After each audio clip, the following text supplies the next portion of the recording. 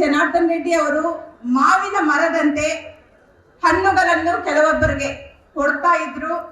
ಇವತ್ತು ಬಹಳಷ್ಟು ಮಂದಿ ರಾಜ್ಯದಲ್ಲಿ ಎಷ್ಟೋ ಮಂದಿ MLAಗಳಾದ್ರು, ಮಂತ್ರಿಗಳಾದ್ರು, ಮುಖ್ಯಮಂತ್ರಿಗಳು ಕೂಡ ಆದ್ರು.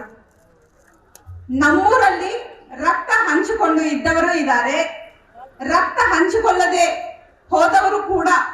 ರಕ್ತ ಹಂಚಿಕೊಂಡು ಇದ್ದವರಿಗಿಂತ ಹೆಚ್ಚು ಪ್ರೀತಿ ತೋರಿಸಿದ ಜನಾರ್ದನ್ ರೆಡ್ಡಿ ಅವರ ಕೈಯಲ್ಲಿ ಬೆಳೆದು ಕೆಲವೊಬ್ಬರು MLAಗಳಾಗಿ, KMF ಚೇರ್ಮನ್ಗಳಾಗಿ, ಮುನ್ಸಿಪಲ್ ಚೇರ್ಮನ್ಗಳಾಗಿ ಕೃತಜ್ಞತೆ ಇಲ್ಲದೆ ನಡ್ಕೊಂತಾ ಇದ್ದಾರೆ ಬಂಧುಗಳೇ.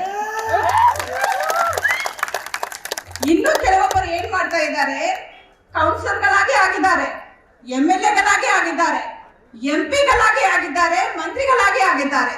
ಆದ್ರೆ ಅವ್ರು ಏನ್ ಮಾಡಿದ್ದಾರೆ, ರಾಜ್ಯ ಮಟ್ಟದ ನಾಯಕನು ನಾನೇ ಅನ್ನುವ ರೀತಿಯಲ್ಲಿ ಬೀಗಿ ಕುಸಿದು ಬಿದ್ದಿದ್ದಾರೆ ಬಂಧುಗಳೇ.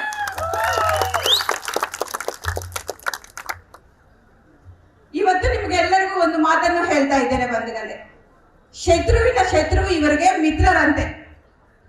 ಇದು ಹೇಳಲಿಕ್ಕೆ ಹೇಗಿದೆ ಬಂಧುಗಳೇ, ಜನಾರ್ದನ್ ರೆಡ್ಡಿ ಅವರು ಇವರಿಗೆ ಶತ್ರು ಅಂತೆ. ಎಲ್ಲ ಬೆಳೆಸಿದ್ರಲ್ಲ, ಅದಕ್ಕೆ ಇವರಿಗೆ ಶತ್ರು ಜನಾರ್ದನ್ ರೆಡ್ಡಿ ಅವರು. ಜನಾರ್ದನ್ ರೆಡ್ಡಿ ಅವರ ಶತ್ರು ಇವರಿಗೆ ಮಿತ್ರರಂತೆ.